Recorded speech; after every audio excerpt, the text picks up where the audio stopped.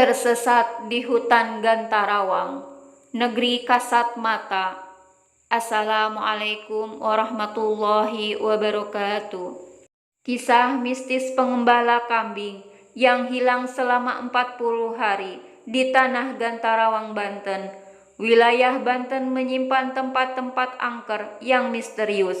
Mulai dari Serang sampai Rangkas Bitung, terdapat lokasi yang dikenal dihuni siluman, kaum Bunian.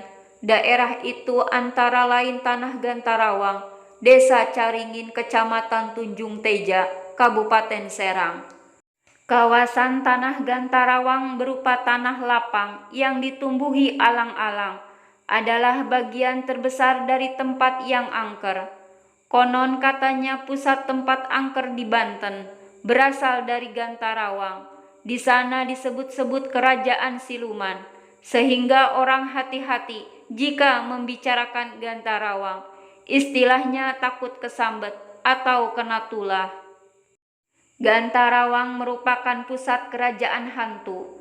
Beberapa peristiwa gaib pernah terjadi di sana yang mendirikan bulu Roma, ujar Kiai Haji Omas Tajudin, pimpinan Pondok Pesantren Ahla Dzikri di Serang, Banten.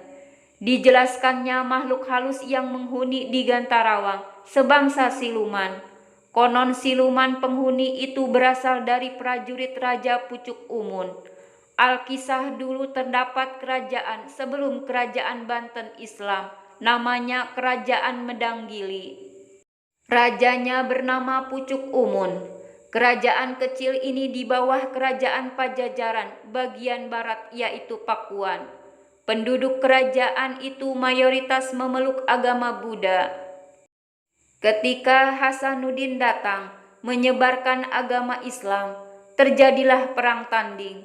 Mereka menyatakan tidak mau memeluk agama Islam, maka diatur perjanjian. Pihak yang kalah harus meninggalkan Medanggili. Menurut dari sejarah, perang tanding itu terjadi di wilayah Banten Girang. Sultan Hasanuddin dibantu santrinya Ki Agus Jo dan Ki Mas Jong. Dalam pertempuran Raja Pucuk Umun kalah. Sesuai perjanjian, dia pergi dari Medanggili, lenyap tak berbekas. Dia tidak diketahui keberadaannya, cuma petilasannya yang tersisa. Pengikut-pengikutnya melarikan diri ke segala penjuru, ke Malingping, ke Kenekes, ke Cibeo. Mereka yang kabur ke Malingping sekarang menjadi suku Baduy. Di Gantarawang pernah serombongan peneliti hilang separoh. Anggota rombongan yang selamat ketika ditanya kebingungan. Ada yang mengatakan diajak wanita cantik, padahal yang mengajak dirinya adalah lelembut, berwujud peri. Peristiwa ini sekitar tahun 2000-an. Jika melihat lokasinya, tempat ini tidak menyeramkan, cuma gundukan lapangan dan pepohonan. Jika masuk ke situ yang bagus peruntungannya, bisa kembali dengan selamat. Nah, jika tidak beruntung, bisa-bisa tidak bisa pulang, terangnya. Muncul cerita, seseorang tinggal di sekitar 150 km dari Gantarawang. Dia pengembala kambing. Di Gantarawang tiba-tiba dia menghilang, tak jelas juntrungannya. Keluarganya pun sibuk mencari ke sana kemari. Dia tiba-tiba muncul lagi setelah 40 hari. Suaranya sudah tidak jelas. Dia bercerita, ketika sedang mengembala diajak makhluk halus naik kereta yang sangat indah. Tahu-tahu dia ada di Gantarawang. Banyak lagi peristiwa aneh yang terjadi secara rutin di perkampungan sekitar negeri Gantarawang. Menurut cerita dari mulut ke mulut para kesepuhan, negeri Gantarawang itu sama seperti di alam nyata. Bahkan banyak cerita dari para pedagang makanan yang terjebak berdagang di tontonan hajatan, wayang golek dalam hajatan di negeri Gantarawang. Barang dagangan habis terjual, uang terkumpul banyak, akan tetapi begitu mau dihitung, bukan uang yang ada, tapi daun-daunan. Karena kaget, pedagang menyebut nama Allah, dan seketika itu juga dia baru menyadari bahwa dia berada di semak-semak dan alang-alang. Lebih aneh lagi, justru wayang yang dipentaskan dalam hajatan itu dipanggil dari alam nyata. Entah siapa yang datang memanggil rombongan wayang itu. Para nayaga wayang kebingungan mengangkut gamelan karena berada di semak-semak. Padahal waktu datang ke tempat itu, mereka menggunakan kendaraan melewati jalan raya menuju ke panggung. Menurut para kasepuhan, itu terjadi karena di negara Gantarawang sedang musim hajatan. Hewan peliharaan terutama ayam mendadak sakit terkena lelentuk dan mati. Menurut mitos, sebenarnya hewan-hewan peliharaan tersebut tidak sakit, tetapi diambil oleh penduduk negara Gantarawang yang mau mengadakan kendurian. Sedangkan bangkai hewan sendiri hanya tipuan pandangan mata saja. Dan banyak lagi peristiwa-peristiwa yang terjadi di luar logika manusia. Penduduk di sekitar negara Gantarawang itu sudah tidak aneh lagi.